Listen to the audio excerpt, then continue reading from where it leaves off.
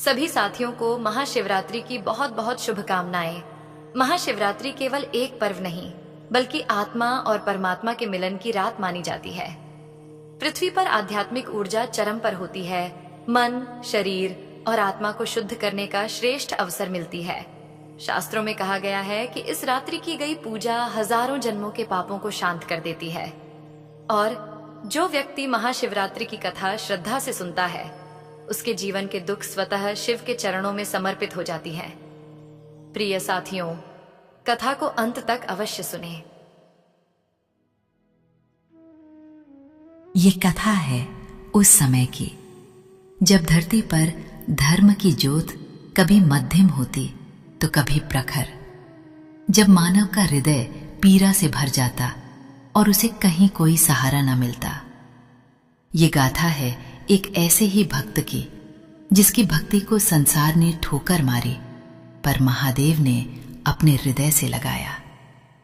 हाय रे दुर्भाग्य, वो जिस दिन की प्रतीक्षा में सारा संसार हर्षोल्लास से डूबा था। मंदिरों में घंटों का निनाद गूंज रहा था। धूप दीप और नैवेद्य की सुगंध से वातावरण पवित्र हो उठा था। उसी दिन दीन बंधु नामक एक प्राणी अपने जीवन के सबसे गहरे अंधकार में डूबा था। महाशिवरात्रि का पावन पर्व, पर दीन बंधु के लिए ये पर्व नहीं, उसके टूटे हुए हृदय पर एक और घाव था। वो दीन था, अनाथ था और था अत्यंत गरीब। उसके पास न फूल थे, न दूध, न बेलपत्र, न कोई धतूरा। उसके पास थी तो बस एक कांपती हुई आत्मा, एक फटा हुआ हृदय और आंखों में उमड़ते खारे आंसुओं का अथाह सागर। उसका नाम दीन बंधु था, पर उसका न कोई बंधु था, न कोई सहारा। गांव के बाहर एक टूटी फूटी झोपड़ी में वो अकेला रहता, जो शायद ही उसे तूफानों से बचा पाती। भूख उसकी नित्य सहचरी थी और अपमान उसके जीवन का दूसरा नाम। गांव में जब भी कोई पर्व आता, लोग उसे और धिक्कारते। अरे ये अपशकुनी कहां से आ गया, कोई चिल्लाता। हटो हटो, इसकी काली सूरत देख ली तो दिन बिगड़ जाएगा। कोई दुकान वाला उसे अपने पास भटकने भी नहीं देता। उसके शरीर पर मैले कुचैले फटे पुराने वस्त्र थे, जो शायद ही उसके तन को ढक पाते थे। बाल बिखरे हुए, आंखें धसी हुई और चेहरा भूख व पीड़ा से जुर्रीदार। एक बार की बात है, गांव के मुखिया के घर विवाह था। दीन बंधु ये सोचकर कि शायद आज उसे कोई एक निवाला दे दे, हिम्मत करके उस घर के आंगन के बाहर जा खड़ा हुआ। उसकी आंखों में आशा की एक हल्की सी किरण थी, पर मुखिया के बेटे ने उसे देखते ही एक लकड़ी उठाई और जोर से चिल्लाया, भाग जा यहां से मनहूस, तेरी वजह से हमारा शुभ कार्य बिगड़ जाएगा। हट जा, नहीं तो हड्डी पसली एक कर दूंगा। लकड़ी की मार उसके दुबले पतले शरीर पर पड़ी और वो दर्द से कराहता हुआ, डगमगाता हुआ वहां से दूर भागा। उसकी आंखों से आंसू नहीं, मानो रक्त की बूंदें निकल रही थीं। वो दिन था जब उसने सोचा, क्या मेरा जन्म केवल मार खाने और धिक्कारे जाने के लिए हुआ है? क्या इस संसार में कोई नहीं जो मुझे अपना कहे? एक अन्य अवसर पर वो बहुत भूखा था। एक मंदिर के पास प्रसाद बंट रहा था। उसने सोचा, महादेव के द्वार पर तो कोई भूखा नहीं रहता। वो धीरे धीरे मंदिर की सीढ़ियां चढ़ने लगा। जैसे ही वो प्रसाद के पात्र के पास पहुंचा, एक पंडित जी ने उसे देखा और क्रोधित होकर बोले, खबरदार, तू यहां कैसे आ गया? तू तो नीच जाति का है, अपवित्र है, मेरे प्रसाद को भ्रष्ट मत कर। और उन्होंने एक लाठी उठाई। भाग जा, नहीं तो मार मार कर तेरा कचूमर निकाल दूंगा। दीन बंधु की आंखों में एक बार फिर अपमान के आंसू तैर गए। उसका हृदय चीत्कार कर उठा, महादेव, क्या तेरे दरबार में भी मेरे लिए कोई जगह नहीं? क्या मेरी भूख, मेरी पीड़ा, मेरी भक्ति सब व्यर्थ है? वो बिना प्रसाद लिए सिर झुकाए उस पवित्र स्थान से भी दुत्कार कर भगा दिया गया। उसके मन में हजारों प्रश्न उठते जिनका कोई उत्तर न था। उसका मन एक टूटा हुआ शीशा था जिसमें हर दिन अपमान और उपेक्षा की चोट से और दरारें पड़ती जा रही थीं। उसका भाग्य उसे हर जगह से ठुकरा देता। वो काम मांगने जाता तो लोग उसे अकर्मण्य, चोर और नीच कहकर भगा देते। कभी कभी तो लोग उसे बेवजह पीट देते, सिर्फ इसलिए कि वो गरीब था, अकेला था और कोई उसका पूछने वाला नहीं था। वो अक्सर रात के अंधेरे में अपनी झोपड़ी के बाहर बैठकर रोता रहता। हे महादेव, तूने मुझे क्यों बनाया? क्यों दिया मुझे ये जीवन जिसमें केवल पीड़ा और अपमान भरा है? क्या मेरा कोई अपराध है? क्या मैं तुझसे इतना भी नहीं मांग सकता कि एक पल के लिए ये दुख थम जाए? उसके आंसू, उसकी आहें, उसकी चीखें सब उस वीरान रात की हवा में विलीन हो जाते। कोई सुनने वाला न होता। और आज महाशिवरात्रि थी। गांव के मंदिर से भजन कीर्तन की ध्वनि आ रही थी। लोग नए वस्त्र पहने, हाथों में पूजा के थाल लिए मंदिर की ओर जा रहे थे। दीनबंधु अपनी जीर्ण शीर्ण झोपड़ी में बैठा बाहर चमकते दीपों और मंत्रोच्चार की ध्वनि को सुन रहा था। उसके हृदय में एक अजीब सी कसक उठ रही थी। सबके पास कुछ है अर्पित करने को, फूल, दूध, फल। मेरे पास क्या है? मेरा तो ये टूटा हुआ मन ही मेरा सब कुछ है। उसके मन में एक विचार कौंधा। आज तो महादेव का महापर्व है। क्या आज भी वे मुझे अपने द्वार से धिक्कार देंगे? नहीं, आज मैं जाऊंगा, चाहे कुछ भी हो जाए। मैं अपने महादेव के सामने जाकर अपनी व्यथा कहूंगा। उसने अपने फटे पुराने कपड़े कसे जो पहले से ही तार तार थे। उसके पैर लरखरा रहे थे।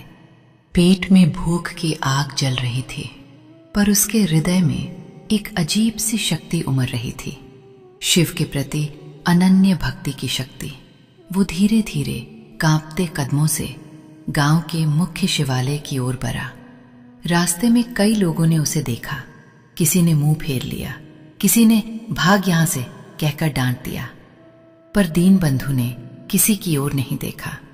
उसकी आंखों में केवल मंदिर का शिव शिखर था। जैसे तैसे वो मंदिर के गर्भगृह तक पहुंचा। अंदर उत्सव का माहौल था। भक्तों की भीड़ थी। कोई दूध चढ़ा रहा था, कोई जल, कोई बेलपत्र। पंडित जी ऊंचे स्वर में मंत्रोच्चार कर रहे थे।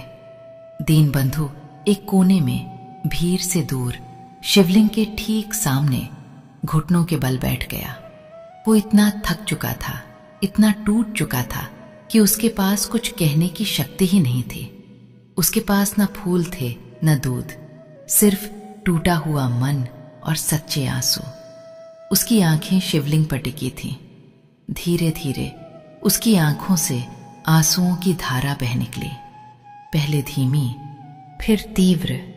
वे आंसू उसके गालों से होते हुए उसकी दाढ़ी में और फिर मिट्टी पर गिरने लगे। वो सिसकने लगा। उसकी सिसकियां धीरे धीरे रुदन में बदल गईं। वो फूट फूट कर रोने लगा। अपनी सारी पीड़ा, सारा अपमान, सारा दुख उन आंसुओं में घोलकर शिवलिंग के चरणों में अर्पित कर रहा था।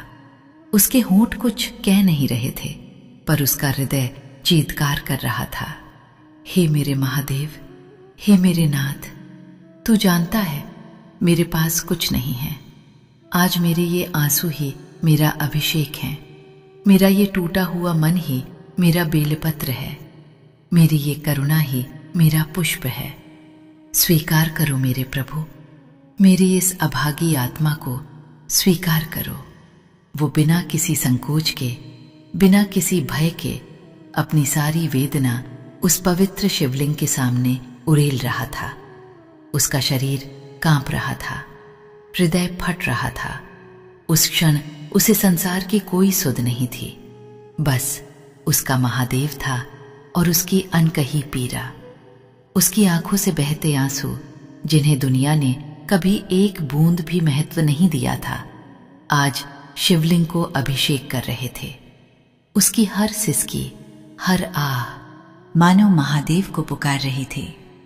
उसी क्षण कैलाश पर श्वेत हिम मंडित शिखर पर माता पार्वती और भगवान शिव विराजमान थे। शिव अपने ध्यान में लीन थे और माता पार्वती अपने प्रिय स्वामी की सेवा में तत्पर थीं। पृथ्वी पर महाशिवरात्रि का महापर्व चल रहा था और कैलाश से सब कुछ साफ दिख रहा था। माता पार्वती ने देखा पृथ्वी पर मंदिरों में भक्तगण धूमधाम से पूजा अर्चना कर रहे हैं। वे प्रसन्न हुई। तभी उनकी दृष्टि एक छोटे से अंधेरे से कोने में बैठे एक प्राणी पर पड़ी। एक अत्यंत दुर्बल जीर्ण शीर्ण देह जो फूट फूट कर रो रही थी। हे महादेव! माता पार्वती का कोमल हृदय विचलित हो उठा। ये कौन है? ये प्राणी इतना दुख क्यों भोग रहा है? इसकी ये करुण पुकार मेरे हृदय को भी विदीर्ण कर रही है। भगवान शिव ने धीरे से अपनी आंखें खोली। उनकी दृष्टि भी उस दीनहीन भक्त पर पड़ी। उन्होंने एक पल के लिए अपने मुख पर एक हल्की सी मुस्कान धारण की, जैसे वे पहले से ही सब जानते हों। माता पार्वती ने देखा कि उस भक्त के पास न तो कोई सामग्री है, न कोई पुष्प, न कोई जल। वो बस अपने आंसू बहा रहा था। नाथ, ये कैसा भक्त है? इसके पास कुछ नहीं है, फिर भी इसकी भक्ति में ऐसी आग है कि मेरे रोम रोम को जला रही है। इसके आंसुओं में इतनी पीड़ा है कि मेरा हृदय पिघला जा रहा है। हे स्वामी, क्या ये उचित है कि आपका इतना सच्चा भक्त इतनी वेदना सहे? इसे तो लोगों ने हर जगह से दुत्कार दिया है, डांट कर भगा दिया है। इसकी हर आह में आपके लिए इतनी लगन है।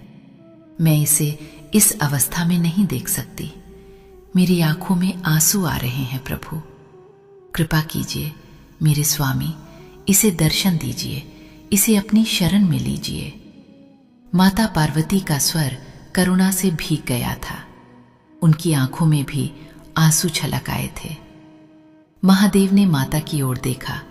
उनके चेहरे पर असीम प्रेम और शांति थी। देवी, तुम तो जगन माता हो। तुम्हारी करुणा से ही ये सारा संसार चलता है। तुमने ठीक कहा, इसकी भक्ति में कोई कमी नहीं। संसार इसे नहीं पहचान पाया, परंतु मेरी दृष्टि से कुछ भी अदृश्य नहीं। इसकी हर चोट, हर अपमान, हर आंसू मेरे हृदय पर लगा है। भगवान शिव ने एक गहरी सांस ली। इसका हृदय शुद्ध सोने का है। जिसने इतनी ठोकरें खाई हैं, फिर भी मुझ पर से विश्वास नहीं खोया। यही सच्ची भक्ति है पार्वती, जो विपरीत परिस्थितियों में भी अटल रहे। आओ, हमें इस भक्त को दर्शन देने होंगे। इसका समय आ गया है। कैलाश के हिमशिखर से भगवान शिव और माता पार्वती ने पृथ्वी की ओर प्रस्थान किया। उनकी उपस्थिति से वातावरण में एक अद्भुत ऊर्जा का संचार हुआ। मंदिर में जहां दीन बंधु रो रहा था, वहां एक क्षण के लिए सन्नाटा छा गया। दीपों की लौ और प्रज्वलित हो उठी और हवा में एक अनुपम सुगंध भर गई, जो किसी फूल की नहीं बल्कि दिव्यता की थी। दीन बंधु, जो अभी भी अपने आंसुओं में डूबा था, उसने महसूस किया कि उसके चारों ओर एक अद्भुत शीतलता और शांति छा गई है। उसकी रुदन मंद पड़ गई और उसने धीरे से अपनी आंखें खोली। उसने देखा उसके ठीक सामने जहां शिवलिंग था, वहां एक अलौकिक प्रकाश फैल रहा था। उस प्रकाश के मध्य उसने दो दिव्य आकृतियां देखीं। एक थे शंख के समान गौर वर्ण वाले, त्रिशूलधारी, जटाजूट में गंगा को धारण किए, चंद्रकला से सुशोभित नीलकंठ, मृगछाला धारण किए योगेश्वर भगवान शिव, और उनके वाम भाग में सौंदर्य और करुणा की प्रतिमूर्ति, आभूषणों से सुसज्जित, कमल के समान नेत्रों वाली साक्षात आदि शक्ति माता पार्वती। उनके मुखमंडल पर दिव्य तेज था। उनकी मुस्कान में ब्रह्मांड का सार समाया हुआ था। दीन बंधु की आंखों में ये अद्भुत दृश्य देखकर पहले तो अविश्वास कौन था। क्या ये स्वप्न है? क्या भूख और पीड़ा से उसका मन भ्रमित हो गया है? उसने अपनी आंखें मली, पर वे दिव्य रूप ज्यों के त्यों खरे थे। उसके हृदय की धड़कनें तेज हो गईं। उसके पूरे शरीर में एक अद्भुत ऊर्जा का संचार हुआ, जैसे वर्षों की थकावट, पीड़ा और अपमान एक पल में ही धुल गए हों। उसने देखा भगवान शिव के नेत्रों में उसके लिए असीम करुणा थी और माता पार्वती की आंखों में ममता की एक अद्भुत धारा बह रही थी। वो कांप उठा। उसके होंठ खुले पर एक शब्द भी नहीं निकला। वो अपने घुटनों पर ही था और फिर धीरे धीरे उसने अपने आप को भूमि पर गिरा दिया, दंडवत प्रणाम करने के लिए। उसकी आंखों से अब आंसू नहीं बल्कि आनंद और कृतज्ञता के अश्रु बह रहे थे। उसके जीवन में पहली बार किसी ने उसे सम्मान दिया था, किसी ने उसकी पीड़ा को समझा था। उसके आराध्य स्वयं उसके सामने खड़े थे। भगवान शिव ने अपने एक हाथ से आशीर्वाद की मुद्रा बनाई और उनकी गंभीर शांत वाणी वातावरण में गूंज उठी, जिसने दीन बंधु के हृदय को भीतर तक छू लिया। उठो मेरे भक्त। दीन बंधु, तुमने अपनी भक्ति से आज कैलाश को भी हिला दिया है। तुम्हारे आंसुओं में जो शुद्धता है, जो सत्यता है, वो संसार के किसी भी चरावे से कहीं अधिक मूल्यवान है। संसार ने तुम्हें दुत्कारा, तुम्हें अपमानित किया, पर तुमने मुझ पर से विश्वास नहीं खोया। तुम्हारी यही अटल श्रद्धा, यही अटूट प्रेम मेरी सबसे प्रिय पूजा है। माता पार्वती ने भी अपनी मृदु वाणी में कहा, पुत्र, तुम्हारी पीड़ा ने मेरा हृदय विदीर्ण कर दिया था। तुम्हारे हर आंसू में मैंने स्वयं को देखा है। आज से तुम्हारे सारे दुख समाप्त होते हैं।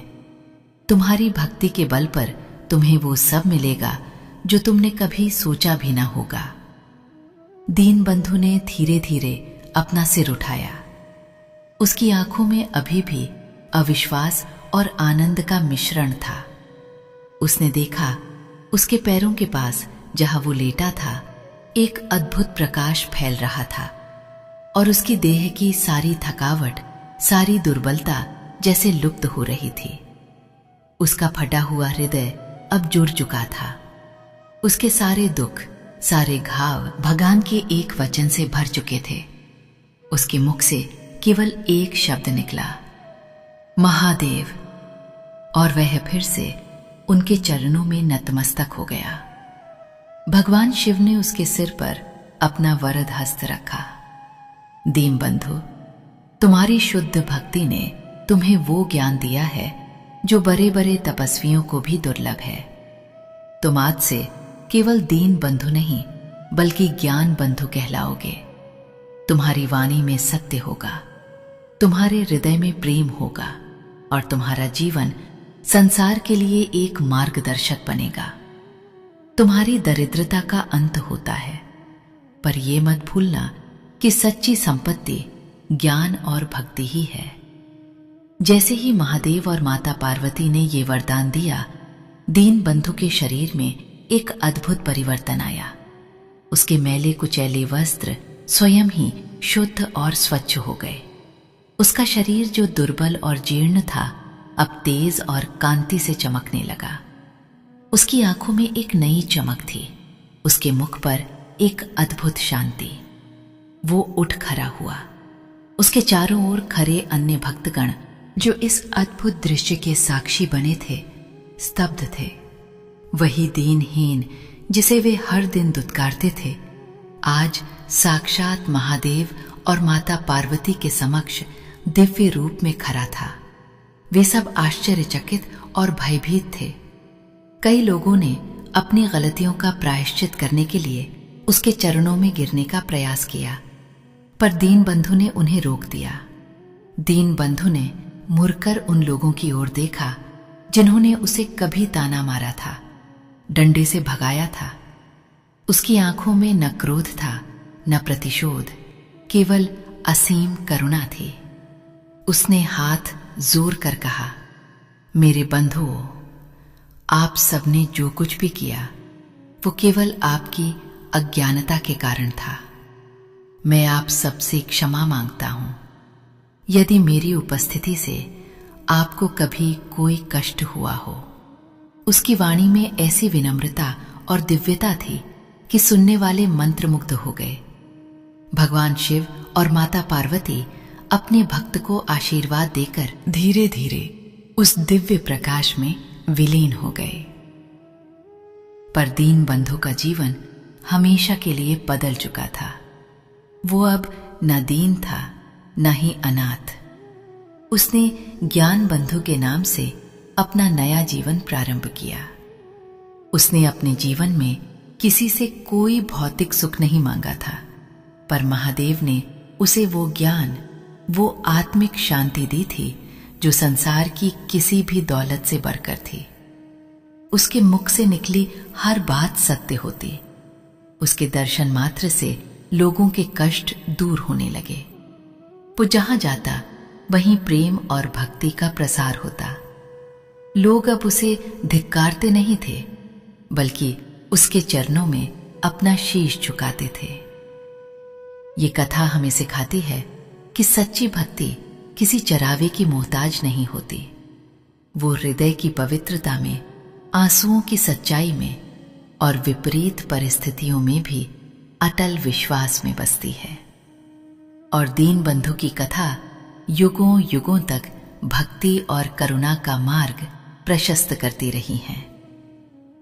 प्रिय साथियों, इसी के साथ महाशिवरात्रि की ये पावन व्रत कथा यहाँ पूर्ण होती है। हम सभी माता भगवती और भगवान शिव के चरणों में प्रार्थना करते हैं कि उनकी दिव्य कृपा सदा आप सब पर बनी रहे। हर हर महादेव। जय मां आदिशक्ति। माता पार्वती जगत की जननी